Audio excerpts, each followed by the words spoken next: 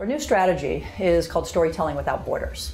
And the concept is that there are quite a few social initiatives and technological advances that have really given us as storytellers the opportunity to tell a story in a different way and in a more comprehensive way, and to really erase those false confines that you see in terms of a series ending and an episode ending from week to week. Fans don't stop being fans just because the series ends or just because the episode ends. And it really gives us the opportunity to tell a story before, during, and after the story, and really erase those false confines, deeply engage the fan at all points, bring advertisers along with us, and get fans back to tune in to the new episodes week to week. One great example is with Teen Wolf. The second season of Teen Wolf just launched a couple of weeks ago.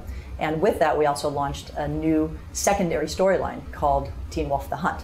It is a storyline that plays out parallel to what's happening on the linear screen, but is a secondary arc that intersects with what's happening on the linear screen, but tells an entirely different story. And it gives the fan the ability to actually solve a mystery. There's a mystery and a murder at Beacon Hills High that they're a part of solving.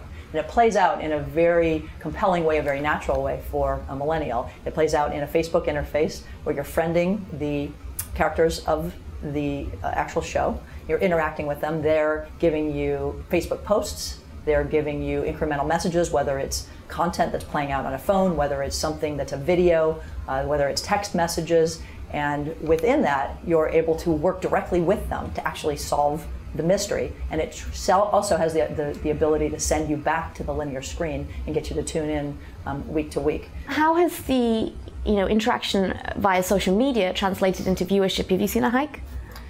This year so far, it's been very successful. The premiere and all of the average ratings so far in this particular season have been up 20% year over year. And on Monday nights, Teen Wolf has consistently been a top social show.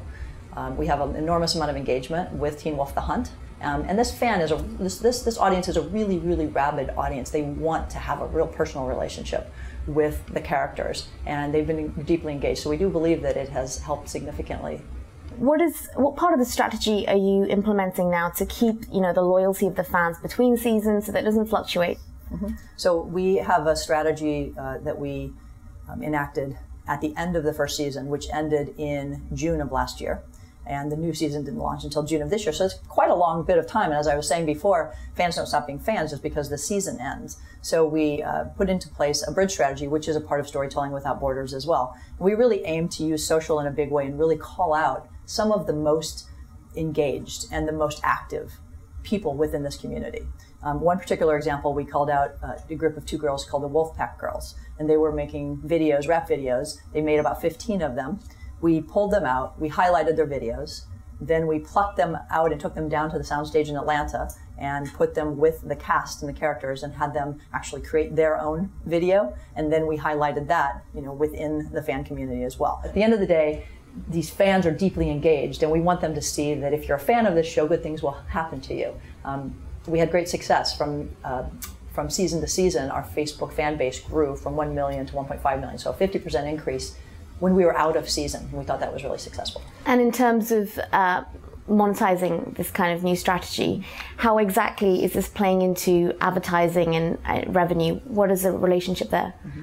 So you can see, first of all, how advertisers would want to come along with us. You take the false confines of a specific episode out of the way, and you really bring an advertiser along to be deeply engaged all the way through. It's kind of to be in a much more natural, but also still convergent advertising experience.